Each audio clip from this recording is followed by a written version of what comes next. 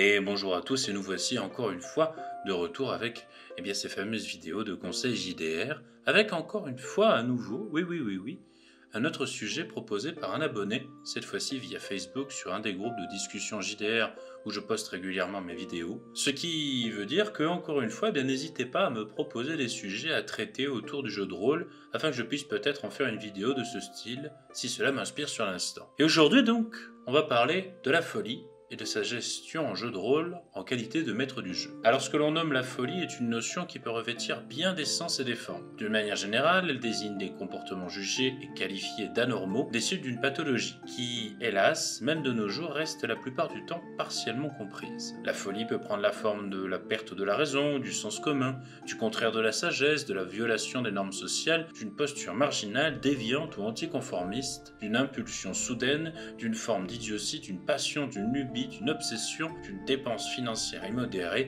Bref, vous l'aurez compris, la folie peut revêtir bien des atours. Mais il y a un point commun avec la grande majorité de toutes ces formes, c'est le fait que la folie ne se contrôle pas.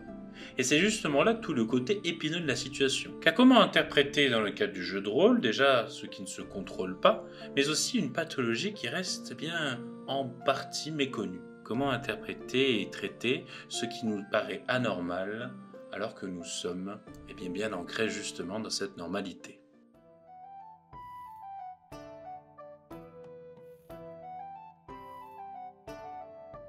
Alors je sais que certains JDR ont fait de la folie leur élément principal. Oui, encore et toujours l'appel de Cthulhu, me diriez-vous. Mais peut-on vraiment définir par quelques points de règle un sujet aussi vaste et douloureux que celui-ci ? En effet, je vois bien trop de JDR banaliser cet aspect pourtant si complexe. La folie devient alors simplement un élément négatif venant s'ajouter au bagage du personnage à la suite de points perdus sur un compteur de santé mentale, au même titre que les points de vie ou de mana, se passant ainsi de raconter toute la lente descente aux enfers dans cette pathologie qui n'arrive pas du jour au lendemain. De même, je vois beaucoup trop de joueurs voir en la folie un moyen de donner de la personnalité à leur personnage, réinterprétant cette dernière dans leur petit confort de personne saine d'esprit. La faute sans doute à une surabondance d'œuvres contemporaines bon marché, où l'on donne à la folie un aspect cool, une tournure torturée, quelque chose de ténébreux, de dark.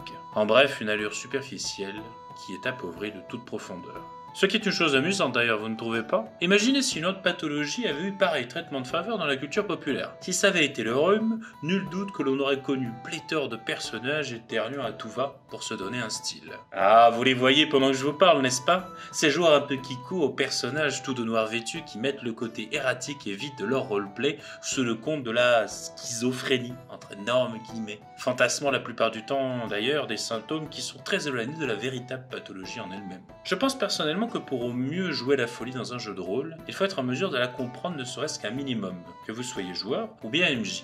Déjà d'une part pour manifester un certain respect envers les personnes qui sont vraiment atteintes dans la vraie vie et pour qui de toute évidence, ça n'est pas cool.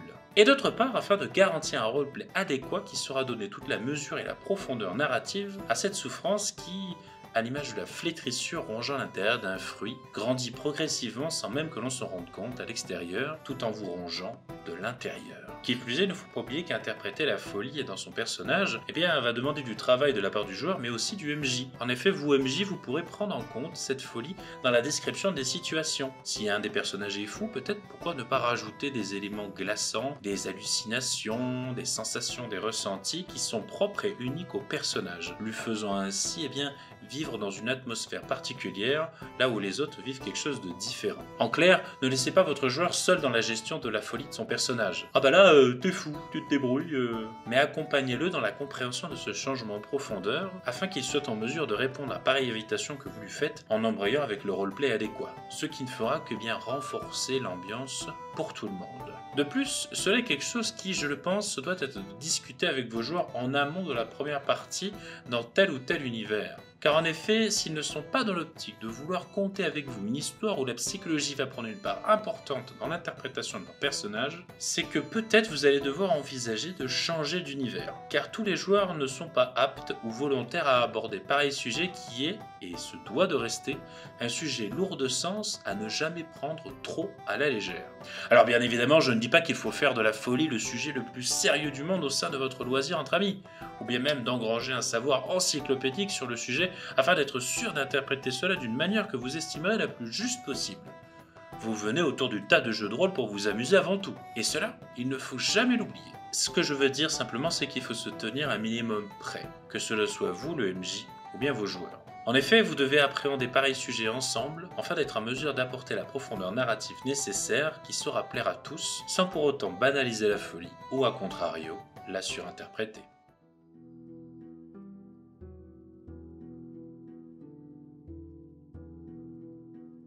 Alors cette partie de la vidéo tient plus du prototype que de la réelle discussion de fond, quoique vous allez voir. Me jetant actuellement à une campagne de JDR avec des règles faites maison par un ami, je lui proposerai d'ailleurs un jour de venir parler de son système tellement que je le trouve génial personnellement.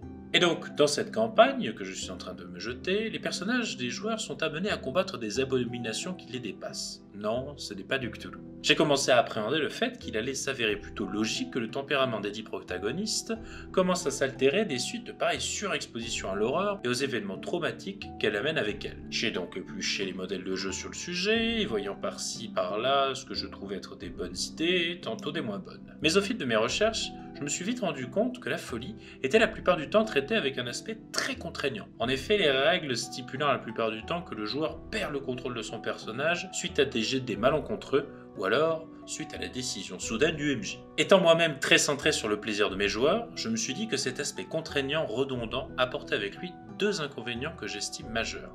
Le premier, c'est de forcer le joueur dans un roleplay qui lui est imposé et donc non désiré de base par ce dernier, pouvant de ce fait entraîner une frustration mais aussi une motivation moindre à interpréter et à apporter de la profondeur narrative suffisante dont je vous parlais tantôt. Je vous le rappelle encore, le JDR est une histoire qui se compte à plusieurs. Je vous laisse donc imaginer la perte en qualité scénaristique globale si l'un des conteurs n'est même plus motivé pour participer au spectacle. Le second inconvénient, qui reste dans la continuité du premier, c'est que généralement lorsque l'on pioche une folie, parce que c'est généralement ce qui se passe, celle-ci ne fait qu'amener un lot de malus qui va venir tout simplement alourdir le personnage en termes de statistiques pures, et de ce fait, freiner le joueur dans son expérience de jeu, dans son plaisir. Fort de ces constats, je me suis alors tourné vers le jeu vidéo intitulé Darkest Dungeon.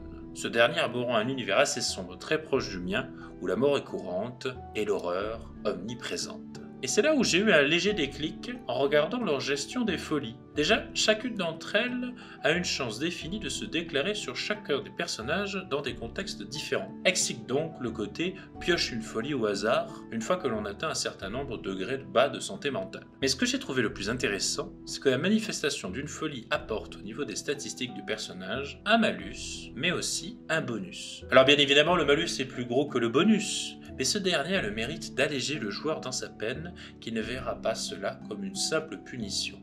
Même mieux, il sera peut-être plus à même d'en tirer avantage dans certaines situations. Je prends un exemple rapide, mais admettons que quelqu'un devienne soudainement paranoïaque.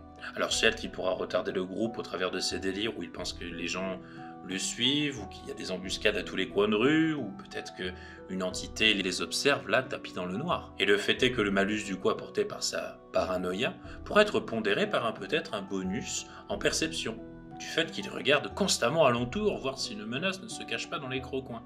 Ainsi donc, vous pourrez définir différentes folies qui auront leur contexte de déclenchement spécifique, afin que cela reste cohérent avec la situation en question. Imaginez un personnage qui développerait des tendances pyromanes alors qu'il est en train de se noyer. Ça serait bizarre. Pareil système a aussi pour avantage qu'il colle à ma vision personnelle que j'ai de la folie, celle que nous sommes tous pourvus d'une même amplitude psychique et que ceux que l'on prétend fous ont certes des cases en moins dans un ensemble de domaines englobant ce que l'on estime majoritairement être la normalité, mais ont le même nombre de cases en plus dans des domaines parfois inattendus. Je vous laisse consulter le Google Doc de prototype de mon idée en description si le concept vous plaît. De plus, j'ai également pris la décision que lorsque nous sommes dans le cadre du combat, ce soit les joueurs et non pas moi le MJ qui décident quand est-ce qu'ils déclenchent la folie de leur personnage. Amenons donc sur la table le fameux couple malus-bonus au niveau du gameplay, tout en le mettant le joueur dans les bonnes dispositions pour être bien sûr qu'il soit prêt à jouer correctement et en profondeur le roleplay qui va avec, car cela est la condition sine qua non sur l'utilisation. Si l'on déclenche la folie de son personnage, on gagne effectivement les bonus et les malus, mais en même temps l'on se doit de jouer le roleplay. Et c'est là un peu le contrat tacite que je passe entre mes joueurs et moi le MJ. Car il y a une chose qu'il ne faut jamais oublier. Il faut toujours différencier le joueur du personnage. Car en effet, imposer une contrainte négative au personnage est une chose. Mais imposer une contrainte négative un joueur en est toute une autre. L'idée est de responsabiliser vos joueurs pour qu'ils aient envie de raconter cet aspect psychologique impactant pour l'histoire de leur personnage avec vous et non pas contre vous.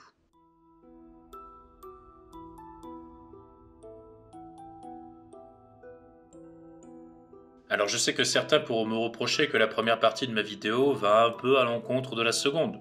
Je leur répondrai qu'ils n'ont peut-être pas tort, mais qu'ils n'ont peut-être pas raison non plus. Certes, la folie est un sujet sensible qui fait souffrir beaucoup de gens dans le monde, et le prendre trop à la légère peut se révéler parfois un peu malheureux, car cela ne fait que contribuer à la mauvaise compréhension de pathologies qui, hélas, restent bien réelles pour certains. Mais pour autant, je ne suis pas là pour vous culpabiliser de traiter ce sujet au sein de vos JDR, loin de là. Ce que je veux dire au travers de cette vidéo, c'est que je pense que c'est à vous le MJ qu'incombe la tâche difficile d'amener et de proposer à vos joueurs cet élément narratif aussi lourd que complexe, sans pour autant plomber l'ambiance ou le traiter avec banalité. Invitez vos joueurs à raconter en votre compagnie une histoire psychologique intense, plutôt que de leur imposer des afflictions perçues comme banales et pour lesquelles ils n'ont aucune envie d'en comprendre tous les aspects, parce que ça ne fait que les freiner dans leur plaisir. Sachez qu'il est parfaitement possible de s'amuser en traitant de sujets forts. Tout l'enjeu, à mon sens, réside dans le fait de les traiter avec la profondeur et le minimum de compréhension qui leur est dû, et ne pas en faire de simples aspects superficiels sur lesquels on viendrait apposer le tampon d'une banalité désintéressée, ne faisant qu'enfoncer un peu plus le clou d'une souffrance aussi silencieuse qu'insidieuse, mais tristement bien réelle.